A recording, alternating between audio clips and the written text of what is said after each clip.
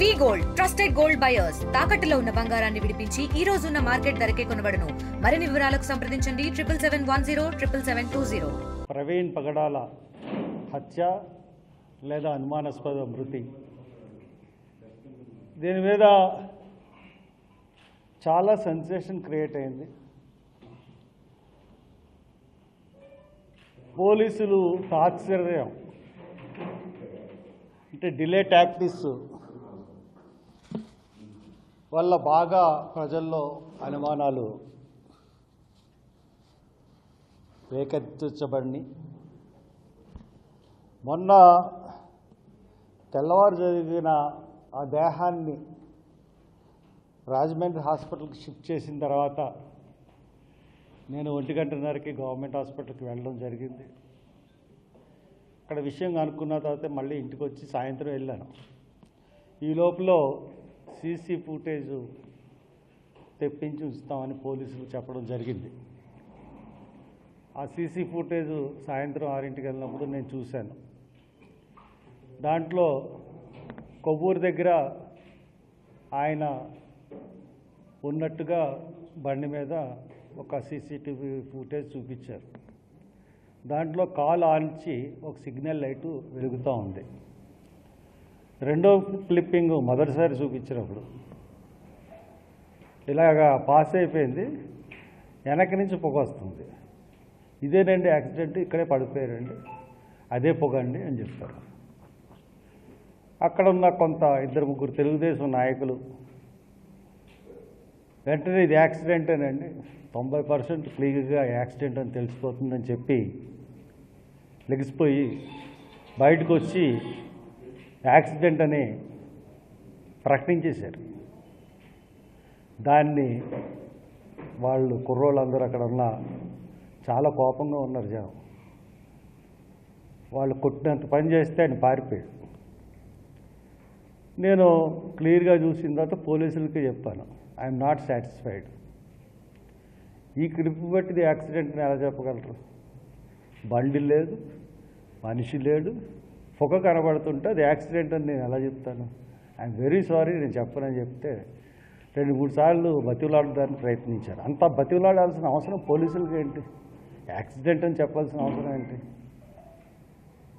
నేను ఒప్పుకోలేదు. బయటకు వచ్చి నేను క్లియర్గా అనౌన్స్ చేశాను, ఇది యాక్సిడెంట్ మటుకు కాదు. యాక్సిడెంట్ అని నమ్మించడానికి పోలీసులు ఎందుకు ప్రయత్నిస్తున్నారో అర్థం అవ్వట్లేదు. ఖచ్చితంగా హత్య ఉంటుంది అని చెప్పాను. తర్వాత రాత్రి ఇంకో సీసీ ఫుటేజ్ రిలీజ్ చేశారు. దాంట్లో బండి జస్ట్ అలాగే కిందకి వెళ్ళిపోతున్నట్టుగా ఉంది. కిందకి వెళ్ళిపోతున్నట్టుగా ఉంటే దాని తర్వాత క్లిప్పింగ్ ఉంది. నేను అన్నాను, వెంటనే అది పోస్టింగ్ చూసిన వెంటనే డీజీపీ ఆఫీస్ నుంచి ఇది రిలీజ్ చేశారని చెప్పారు. వెంటనే అన్నాను, దీనికి ఈ క్లిప్పింగ్కి ముందు 1 నిమిషం కానీ 30 సెకండ్లు కానీ ఏం జరిగిందన్న క్లిప్పింగ్ వస్తే ఇది యాక్సిడెంట్ అని నమ్మచ్చు, లేకపోతే ఇది యాక్సిడెంట్ అని నమ్మడానికి లేదు. ఇంకోటి ఏంటి, కొవ్వూరు దగ్గర ఆ యొక్క బండికి సిగ్నల్ లైట్ మీదే వస్తున్నాడు ఆయన. ఇక్కడ బండి హెడ్ లైట్ వెలుగుతా కిందకి వెళ్ళిపోయినట్టుంది. ఈ 2 విషయాలు అనుమానానికి దారితీసినాయి. ఇక్కడి నుంచి ఇక డ్రామా బిగినైందండి. పోలీసుల డ్రామా అంటే ప్రభుత్వ డ్రామా. అక్కడి నుంచి మొన్న సాయంత్రం మొదలుపెట్టిన ఎంక్వెస్ట్ నిన్న పొద్దున్నంతా రాస్తూనే ఉన్నారు. సాయంత్రం 2 మధ్యాహ్నం 2-2:30 వరకు రాస్తూనే ఉన్నారండి. ఎంక్వెస్ట్ రాయడానికి ఎంత టైం పడుతుందండి? 2 hours 3 hours, పోస్ట్ మార్టానికి 3 hours. అంటే ఇది టాక్టికల్గా తాత్సర్యం చేస్తూ దాన్ని ప్రొలాంగ్ చేస్తూ బాడీని ఇక్కడ మేము అడ్డుకుంటామేమో అనే భయంతో పోలీసులు పోస్ట్ మార్టం రిపోర్ట్ చెప్పాలంటామేమో అనే ఉద్దేశంతో ప్రభుత్వం చెప్పినట్టుగా 5 వరకు బాడీని పోస్ట్ మార్టం రూమ్లో ఉంచి 5కి కరెక్ట్గా పోస్ట్ మార్టం నుంచి బయటకు వచ్చారు డాక్టర్స్ రాగానే డాక్టర్స్ వెళ్ళిపోతున్నారు, బాడీని వ్యాన్ ఎక్కించాం. నేను రాజమండ్రిలో ఇంతకుముందు ఎప్పుడు అంత జనం చూడలేదండి. ఏ మరణానికి కానీ లక్షలాది మంది వచ్చేసారు. ఆ ఊపికి నిజంగా నేను ముఖ్యంగా పోలీసులు కోఆపరేట్ చేయకపోతే అక్కడ పోలీసులు అన్న వాళ్ళు ఎవరో మిగలరు. నేను చాలా సంయమంగా వ్యాన్కి ఎదురు నిలబడి అందరికీ ముందు వ్యాన్ బయలుదేరక ముందు 2 నిమిషాలు వచ్చి మనం క్షేమంగా బాడీని పంపించాలని చెప్పి చాలా జాగ్రత్తగా పోలీసులని జనాన్ని సంయమనం చేసుకుంటూ వ్యాన్ని బయటకు తీసుకెళ్ళేంత వరకు నా బాధ్యత అని చెప్పి బయటకు తీసుకెళ్ళి నేను వదిలేశాను. సరే, నా సంశయాలు ఇదేంటి హత్య కాదా? ఇప్పుడు పోలీస్ ఇన్వెస్టిగేషన్ ఉంటుంది,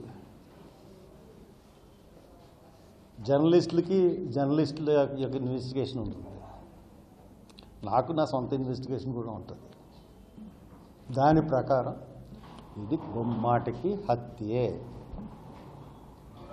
ఖచ్చితంగా చెప్తున్నాను, ప్రవీణ్ కుమార్ పగడాలది హత్య. పోలీసులకు తెలుసు, డాక్టర్లకు తెలుసు, ఖచ్చితంగా ఇది హత్యే. అతన్ని చంపేశారు, అతను హతసాక్షి అయిపోయాడు. ఇది మీరేదో అనుకుంటున్నారేమో, ఇక్కడ కేసుని మేనేజ్ చేస్తామని ప్రభుత్వం అనుకుంటుందేమో. మీకు ప్రభుత్వానికి హెచ్చరిస్తున్నాను, ఈ మనిషి 2 రాష్ట్రాలకి సంబంధించిన మనిషి. మీకు తెలుసు నా సంగతి. ఒక శవాన్ని పూడ్చిపెట్టిన 6 నెలలకి మళ్ళీ పోస్ట్ మార్టం చేసి పూడ్చిపెట్టిన శవాన్ని 6 నెలల తర్వాత తీయించి మళ్ళీ రీపోస్ట్ మార్టం చేసిన మనిషిని నేను. ఇప్పుడు డాక్టర్లు చెప్తున్నాను, మీరేమన్నా తప్పుడు రిపోర్ట్ ఇస్తే మళ్ళీ హైదరాబాద్లో కాంగ్రెస్ ప్రభుత్వం ఉంది, రాహుల్ గాంధీ దృష్టికి తీసుకెళ్తాను, నిష్పక్షపాతంగా అక్కడ పోస్ట్ మార్టం జరిపిస్తాను. కాబట్టి డాక్టర్స్ ఖచ్చితంగా నిష్పక్షపాతంగా రిపోర్ట్ ఇవ్వండి. ఎవరికి తలగొచ్చినా మీ ఉద్యోగాలు పోతాయి. ఖచ్చితంగా ఏ మాత్రం తేడా వచ్చినా రీపోస్ట్ మార్టం జరుగుతుంది. రీఇన్వెస్టిగేషన్ మళ్ళీ తెలంగాణ ప్రభుత్వంతో కూడా చేయిస్తాను, పోలీసులు తప్పుడు ఇన్వెస్టిగేషన్ చేస్తే. కాబట్టి అతను అంత్యక్రియలు ఇంకా జరగలేదు, సాయంత్రం 4 జరుగుతాయి. కాబట్టి అందు గురించే నేను మీకు ప్రెస్ మీట్ పెట్టాను. ఇది హత్య అని చెప్పడానికే ప్రెస్ మీట్ పెట్టాను. గవర్నమెంట్ కూడా చెప్తున్నాను, నిన్న వచ్చిన జనం ఒక ప్రవీణ్ పగడాల మీరు చంపేశారు, ప్రభుత్వం చంపేసిందో ఎవరు చంపేశారు దానికి నిరసనగానే కాకుండా, లేదంటే హర్ష్ కుమార్ నాయకత్వాన్ని చూసి కాకుండా, దళితుల్లోనూ క్రైస్తవుల్లో ఉన్న యొక్క వ్యధ, బాధ, ఆక్రోశం ఇవన్నీ కలిపి నిన్నంత జనం వచ్చారు.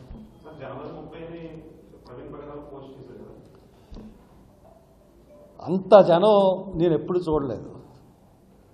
ఆ జనంతో నిన్న కంగారు పడిపోయారు పోలీసులు. కాబట్టి నేను ప్రభుత్వానికి చెప్తున్నాను, నిష్పక్షపాతంగా మీరు ఈ దర్యాప్తు చేయండి. చేసి ప్రైమరీ రిపోర్ట్ రావాలంటే 2-3 డేస్ పడుతుంది జనరల్గా. కానీ ఒక 6-7 గంటల్లో కూడా ప్రైమరీ రిపోర్ట్ ఇవ్వచ్చు. కానీ ఇది క్రూషియల్ కేసు కాబట్టి, సెన్సేషనల్ కేసు కాబట్టి 2-3 రోజుల్లో ప్రాథమిక రిపోర్ట్ ఇవ్వండి. తర్వాత 3 వారాలు 4 వారాల్లో FSLC report, forensic science laboratory report కూడా ఇవ్వండి. ఖచ్చితంగా ఇది హత్య. మీరు దాని ప్రకారం ఇస్తారో మరి ఏ రకంగా ఇస్తారో అన్నది మేము చూస్తూ ఉంటాం. మీరు తప్పుదోవ పెట్టించారంటే మటుకు అందరూ ఇరుక్కుంటారు. నేను ఇక్కడ ఉన్నాను, నేను ఊరుకునే మనిషిని కాదు, లొంగే మనిషిని కాదు, మీకు తెలుసు అందరికీ.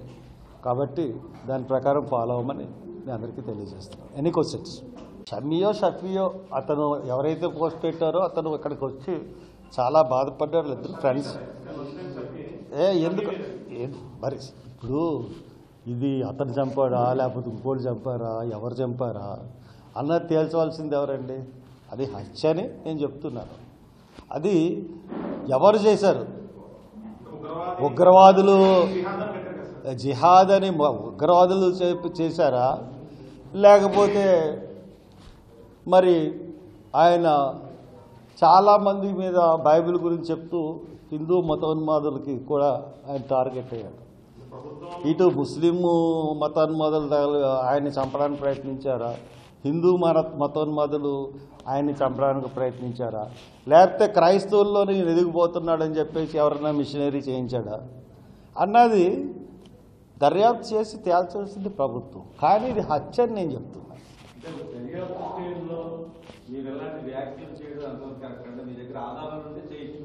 నాకు ఆధారాలు ఉన్నాయి కాబట్టి ధైర్యంగా చెప్తున్నాను. నాకు ఉండే ఆధారాలు నాకు ఉంటాయి. నేను లేకపోతే అది హత్య అని ఎలా చెప్పగలుగుతాను? మీకు ఎలాగ ఆధారాలు ఉంటాయి? మీరు వార్త రాసినప్పుడు మీరు బయట పెడతారా ఆధారాలు? బయట పెట్టరు కదా. నా ఆధారాలు నేను బయట పెట్టను, ఇది హత్యే అని చెప్తున్నాను. ఇప్పుడు పోస్ట్ మార్టం చేసినప్పుడు చాలామంది ఉంటారండి. దాంట్లో ఎంతండి సంపాదించడం?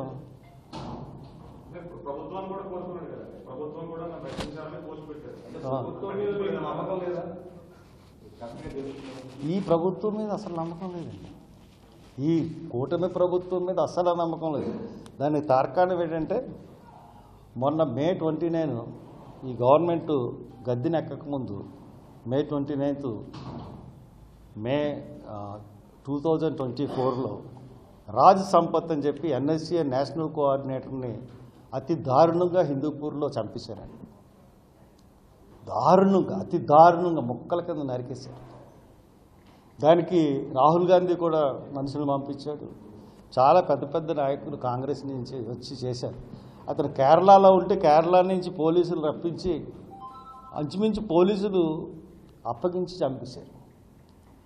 అతని యొక్క ప్రధాన ముద్దాయి అక్కడ కోర్టులో, హిందూపూర్ కోర్టులో చేస్తున్నటువంటి పబ్లిక్ ప్రాసిక్యూటర్. అతన్ని ఈ కూటమి ప్రభుత్వం ఈ రోజు వరకు కూడా పట్టుకోలేదండి. ఈ రోజు వరకు కూడా అరెస్ట్ చూపించలేదు అతన్ని. ఎందుకంటే ప్రభుత్వంలోని ఎవరైతే గవర్నర్ అడ్వకేట్ జనరల్ ఉన్నారో అతను సన్నిహితుడు అంట. అందు గురించి అని చెప్పి ఈ ప్రభుత్వం అతన్ని కాపు కాస్తుంది. ఇంకోటి నేను చెప్తా ఉన్నాను, ఇంతసేపు ఎప్పుడు చూసిన తెలుగుదేశం మీద ఎందుకు గౌరవం ఎంతగా ఎందుకు లేదంటే వాళ్ళ కేసులన్నీ ఏం కేసులండి? సోషల్ మీడియాలో పెట్టిన పోస్టుల మీద అదేదో పెద్ద నేరమైనట్టు నెలలు స్టేషన్ల మీద కేసులు పెట్టి తిప్పుతున్నారు. సిగ్గులేదు మీకు? నా మీద ఎన్నో పోస్టులు పెడతారు. నేను రాజకీయ నాయకుడిని, భరించలేకపోతే రాజకీయం మానేసి ఇంటికి వెళ్ళిపోవాలి. నేను బోల్డ్ మంది ట్రోలింగ్ చేస్తూ ఉంటారు. మనం రాజకీయం పబ్లిక్ ఫిగర్, మనం ఆ మాత్రం తట్టుకోలేని వాళ్ళు ఎవరైనా సరే కుటుంబ సభ్యుల మీద పెట్టినా ఎవరి మీద పెట్టినా తట్టుకోవాలి, సంయమనం పాటించాలి. వాళ్ళని తీసుకెళ్ళి జైళ్ళు చుట్టూ కేసులు జడ్జీల మీద పెట్టిన వాళ్ళని ఎవరిని ఒక్కడిని అరెస్ట్ చేయలేదు. గత ప్రభుత్వంలో జడ్జీల మీద కూడా పెట్టారు కదా, వాళ్ళని అరెస్ట్ చేయలేదు. తెలుగుదేశం నాయకులు చంద్రబాబు నాయుడును, the great leader, international leader, మొత్తం ప్రపంచంలోనే పెద్ద లీడరు, భూమి మీద ఉన్న లీడర్లో ప్రస్తుతం అగ్రగణ్యుడు పవన్ కళ్యాణ్ మీద పెడితే మట్టుకు అతని మీద బోల్డ్ యాక్షన్. ఆ బాసాను కృష్ణమురళి విషయం చూసుకోండి ఎంత దారుణం. అలాగే ఇంకోటి మహానాడులో ఈ తెలుగుదేశం టీడీపీ ఆఫీసుల మీద పెట్టిన కేసులు అయ్యో పెద్ద గవర్నమెంట్ సంస్థలైనట్టు ఆఫీసుల మీద ఇంకో ఆఫీసులు దాడి చెప్తారు. సహజం, పరిపాటి, ఇట్స్ వెరీ కామన్ థింగ్. దాని గురించి బాబో మేము ఖండించాం. అప్పుడు మేము ఖండించకుండా లేము. చంద్రబాబు నాయుడు అరెస్ట్నే ఖండించి నేను గవర్నమెంట్కి ఎదురు తిరిగాను. తర్వాత వీళ్ళు మహానాడులో ఏం చెప్పారంటే, మహానాడు తీర్మానాల్లో దళితుల మీద పెట్టిన కేసులన్నీ జగన్మోహన్ రెడ్డి దళితుల మీద రిజిస్టర్ చేసిన కేసులు, దళితులు చంపబడిన కేసులు అన్నింటి మీద ట్రిబ్యునల్ ఏర్పాటు చేస్తా అన్నాడు. ఒక్క కేసు రివోక్ చేసి ఇన్వెస్టిగేషన్ చేశావా చంద్రబాబు నాయుడు, కూటమి ప్రభుత్వం? నీ మీద మాకు ఎలా నమ్మకం ఉంటుంది అయ్యా చంద్రబాబు? అడుగుతున్నాం.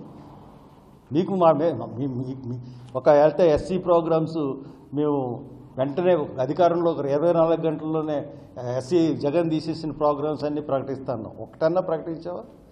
జగన్మోహన్ రెడ్డి ఏ రకమైన వాదన వినిపిస్తున్నాడో హైకోర్టులో మెడికల్ కాలేజీ సీట్ల విషయంలో అదే వాదనని నువ్వు వినిపిస్తున్నావు. నీ అంత మోసగాడు ఎవడున్నాడు? కాబట్టి కూటమి ప్రభుత్వం మీద నమ్మకం అన్నది ఎవరికీ లేదు కాబట్టి నిన్న అశేష జనం తరలొచ్చారు రాజమండ్రి. కాబట్టి ఇది హత్య ప్రకారం ఖచ్చితంగా ఇన్వెస్టిగేషన్ చేయాలని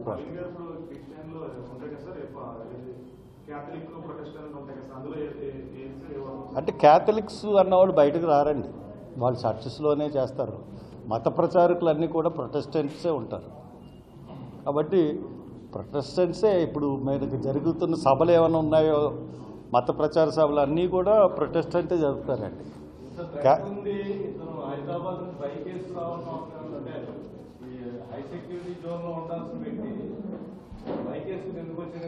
అతనికి అలవాటు అంట. పైగా అతనికి రాజమండ్రిలో ఇల్లు ఉందంట. మరి ఎక్కడ ఉందో తెలియదు, కానీ అతనే చెప్పాడు. ఒక వీడియో చూశాను నేను అతను చనిపోయినంత వరకు అతన్ని నేను పెద్దగా అతను ఎవరో నాకు తెలియదు, అతని పేరు కూడా నేను ఎప్పుడు వినలేదు. తర్వాత అతని వీడియోలు చూశాను. చనిపోయిన తర్వాత సహజంగా కుతూహలంగా ఏం మాట్లాడుతున్నాడంటే, అతను జ్ఞాని, చాలా ఇంటలెక్చువల్. అసలు బైబిల్ గురించి కానీ లేకపోతే హిస్టరీ గురించి కానీ, బ్రిటిష్ హయాంలో హిందూ చట్టాలని, అంటే హిందూ చట్టాలంటే మనకి మనోధర్మశాస్త్రం ఉండేది కదా మన రాజ్యాంగం ముందు. దాంట్లో స్త్రీ హత్య కానించి బ్రాహ్మణులు పెళ్లి చేసుకుంటే దళితులు బ్రాహ్మణుల పక్కన వారం రోజులు పడుకోవడం అన్న యాక్ట్ నుంచి కూడా ఏ విధంగా బ్రిటిష్ వాళ్ళు విముక్తి కలిగించారన్నది ఆయన డేట్స్తో సహా చెప్తున్నాడు. ఏ యాక్ట్ ఎప్పుడు వచ్చింది, అబాలిషన్ యాక్ట్ ఎప్పుడు వచ్చింది, వీళ్ళు ప్రభుత్వం భూములు కొనుక్కోకూడదు అన్న యాక్ట్ ఎప్పుడు వచ్చింది, దళితులు భూములు కొనుక్కోకూడదు, వాళ్ళకి భూములు ఉండకూడదు, ఇవన్నీ కూడా ఆయన చాలా కూలంకుషంగా చెప్తున్నాడు. అబాలిష్ చేసిన హిందూ యాక్ట్లన్నీ. అందుకనే బ్రిటిషర్స్ ఇండియా వచ్చారు, ఇవన్నీ యాక్ట్లన్నీ మార్చి వాళ్ళు అప్పచెప్పారు అని చెప్పేసి ఆ యాక్ట్లన్నీ మనకి సతీసాగమనం అన్ని యాక్ట్లన్నీ కూడా బ్రిటిష్ టైంలోనే కదా రద్దునే. మగుడు చనిపోతే వారిని కాల్చేయటండి, ఇవన్నీ కూడా ఆయన వాళ్ళు బ్రిటిషులు నిషేధించిన యాక్ట్లు. అవన్నీ చాలా సాధారణంగా విఫలీకరించకూడదు. అలాగే ముస్లిమ్స్ విషయంలో కూడా ఆయన అది నేను పెద్దగా చూడలేదు, కానీ దాన్ని కూడా ఆయన విమర్శించిన దాఖలాలు ఉన్నాయి. ఇప్పుడు మీరు అంటారు జాగ్రత్తగా ఉండాలి కదండి. నాకు లాస్ట్ 5 years బ్యాక్ నా కారు బోల్ట్లు ఇప్పేశారు. నాకు ఏదన్నా ఇదైతే నేను ఎక్కడన్నా ఆ బోల్ట్లతో ఇరిగిపోయి యాక్సిడెంట్ అయ్యి చనిపోవాలి. దాని మీద హైకోర్టుకి వెళ్ళాను. హైకోర్టు ఆర్డర్ చేసింది ఎంక్వైరీ చేయమని. పోలీసులు ఎంక్వైరీ చేశారా? నాకు రక్షణ కల్పించారా? ఇవన్నీ మామూలే, మనం చెప్తాం. పోలీసులు ఎంత పెద్దదయ్యే వరకు యాక్షన్ ఏం తీసుకోరు. అలాగని చెప్పి మన కార్యక్రమాలు మానేసుకుంటామా? అతనికి బుల్లెట్ మీద రావడం ఇది మొదటిసారి కాదు, చాలాసార్లు సువార్తలకు బుల్లెట్ మీదే వెళ్తూ ఉంటాడట. మరి నిన్న దురదృష్టం, మరి అతన్ని అది కాపు కాసి అతని సంగతి తెలిసి ప్లాన్డ్గా మర్డర్ చేశారు.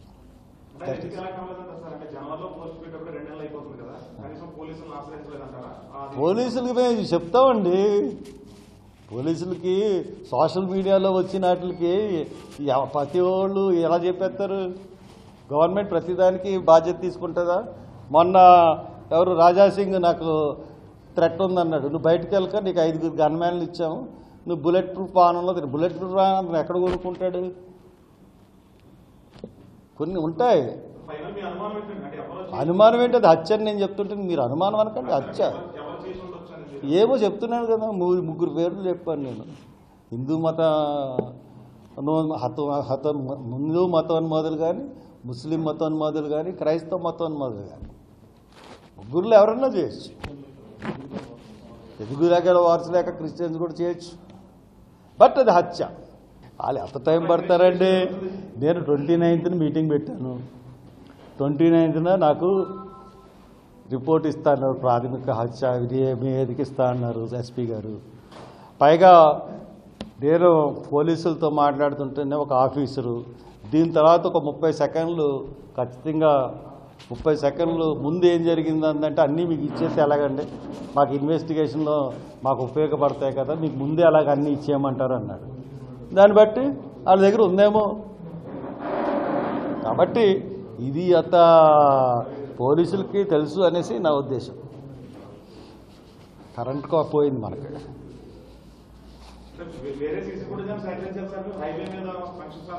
ఏమండి పోలీసులకి సాధ్యం కానీ మనకు సాధ్యం అవుతుందా? పోలీసులు అంటే ఎవడన్నా ఫుటేజ్ ఇస్తాడు, మనకెవడిస్తాడు? మా ఫంక్షన్ హాల్ అదే టైంకి ఆ ఫంక్షన్ హాల్లో కెమెరా పోయింది 4 రోజుల నుంచి. అదో దరిద్రం మాకు, లేకపోతే మొత్తం మేమే చెప్తాం.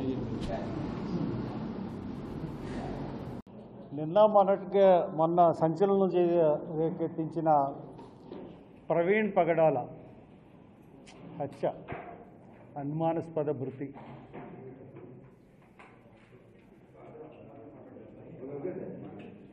మాట్లాడచ్చు. ఎందుకు బయట పెట్టాలి? నేను అసలు ఎందుకు బయట పెట్టాలి? మీరు ఎప్పుడన్నా మీరు రాస్తే బయట పెడతారా? మీ ఆధారాలు మీరు బయట పెడతారా? పోలీసులు బయట పెట్టాల్సిన బాధ్యత పోలీసులకు ఉంది, మనకు బయట పెట్టాల్సిన బాధ్యత మనకు లేదు. వాళ్ళ హత్య కాదు, ఇది మామూలుదని చెప్పమానండి. అప్పుడు నేను ఏం చేయాలో ఏం చెప్పాలో అని నేను చెప్తాను.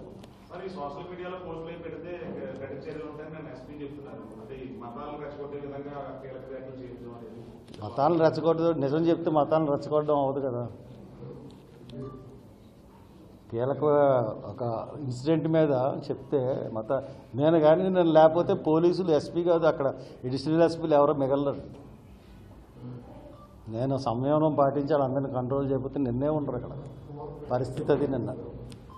మరిన్ని వీడియోస్ కోసం ఛానల్ ని సబ్స్క్రైబ్ చేయండి. లేటెస్ట్ అప్డేట్స్ కోసం వాట్సాప్ ఛానల్ ని ఫాలో అవ్వండి. ఆ లింక్ డిస్క్రిప్షన్ లో ఉంది.